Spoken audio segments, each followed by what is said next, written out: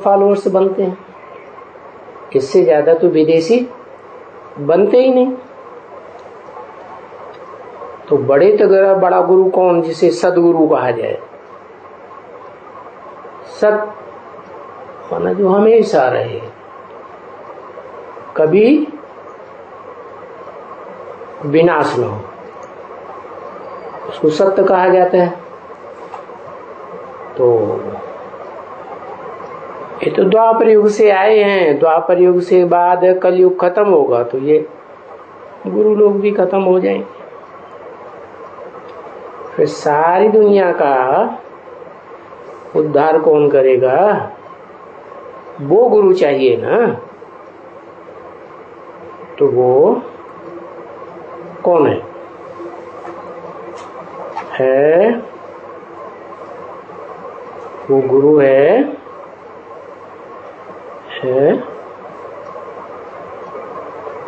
जिसको कहते हैं सदगुरु मिला दलाल। दलाल के रूप में है, माना साकार है। हाँ, किसकी दलाली करता है? निराकार की दलाली करता है। और धर्म पिताएं भी निराकार को मानते हैं, लेकिन वो ये नहीं जानते कि बड़े से बड़ा दलाल कौन है, बड़े से बड़ा गुरु कौन है। छोटे छोटे गुरु तो फिर झूठे गुरु हो गए ना, सच्चे तो नहीं हुए ना। सच्चा तो सदा काल का होना चाहिए। तो सच्चा सदगुरु वो है जो वो जानते भी हैं, नाम भी लेते हैं आदम, लेकिन फिर पूरा नहीं जानते हैं, क्योंकि वो तो सृष्टि के आधे समय के बाद ही आते हैं ना। सृष्टि जब शुरू होती है, आरंभ होती है सतयुग से, तो उस समय की तो बात ही उनकी बुद्धि में नहीं है। माना वो तो आते ही है नरक की दुनिया में, तो स्वर्ग की दुनिया की बात उनकी बुद्धि में है ही नहीं।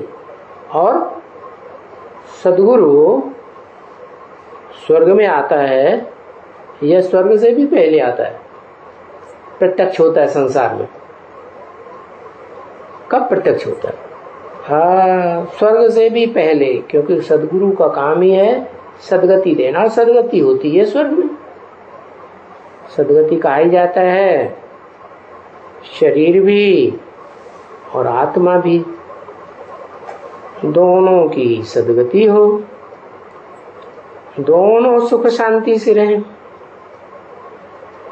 तो वो सदगुरु जो है, धर्म पिताएं तो जो विदेशी हैं, स्वदेशी हैं, वो तो मानते हैं निराकार को,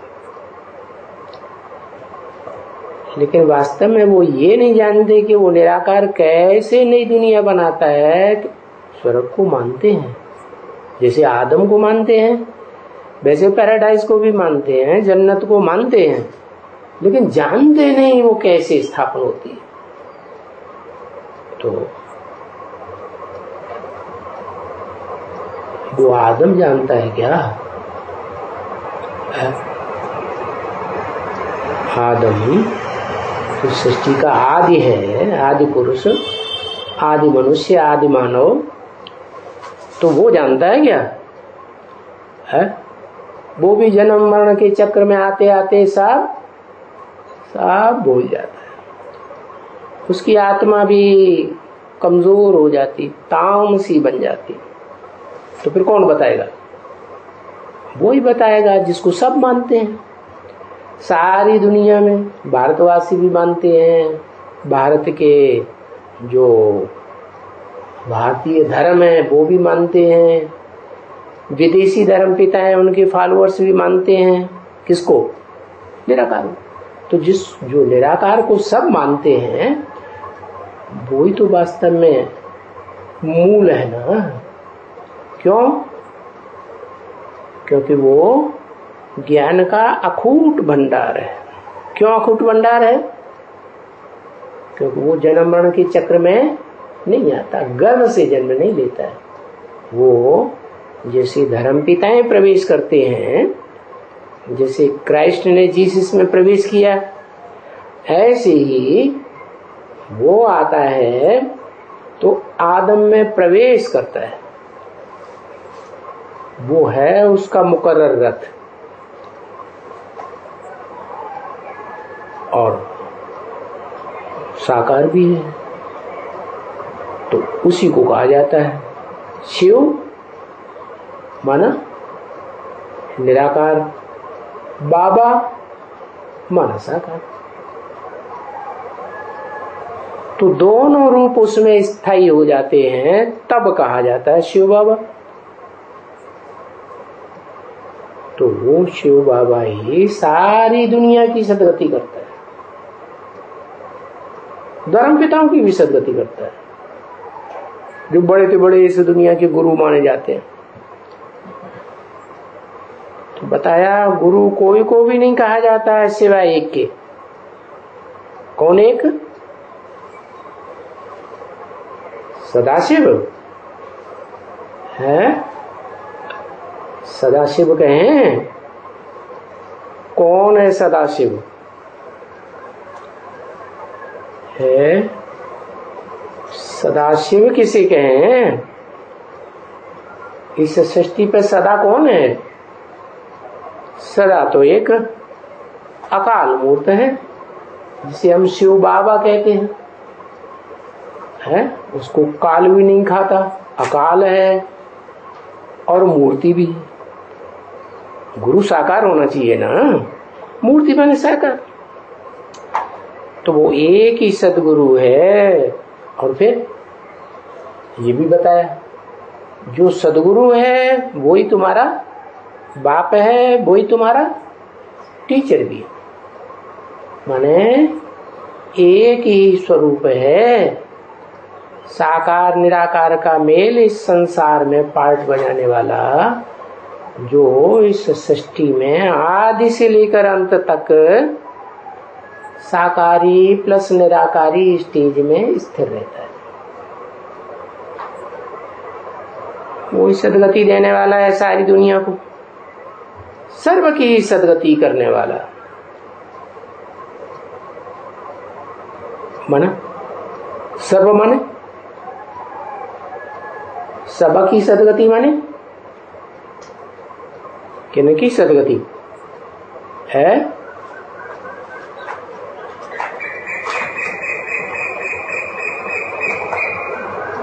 500-700 करोड़ की सदगति करता है। अच्छा, माना और जो प्राणी है उनकी सदगति नहीं होती है? क्यों है? अरे उनकी सदगति होती है कि नहीं है? सदगति होती है। वो स्वर्ग में जाते हैं, है? जाते हैं। तो बताया जो श्रेष्ठ प्राणी हैं वो सदगति में जाते हैं, पूर्ण सदगति। उनमें भी नंबरवार है। क्या जिसे कहते हैं ना 84 लाख योनियां हैं। तो जन्म कितने हैं? मनुष्य के जन्म 84, ज्यादा से ज्यादा। तो 84 जन्मों में वो 84 लाख योनियां आती रहती है। हर जन्म में 1 लाख योनि श्रेष्ठ ते श्रेष्ठ उतरती है। तो सबकी सदगति है। मना ऐसे नहीं कि सिर्फ 8 की सदगति करता है, 8 की भी नंबरवार है कि एक जैसी है? 8 की भी कहेंगे नंबरवार। तो इस सृष्टि में जितने भी प्राणी मात्र हैं, जिनमें प्राणवायु चलती है, ये प्राणवायु है ना, बाहर निकलती है, अंदर आती है, अपान वायु, उदान वायु। तो बताया जो भी प्राणी मात्र है, प्राण शक्ति उनमें काम करती है। उन सब की सदगति करने वाला एक है, कौन? शिव बाबा। साकार भी है और निराकार ज्योति बिंदु आत्मा भी है। उसकी यादगार शिवलिंग बनाते हैं।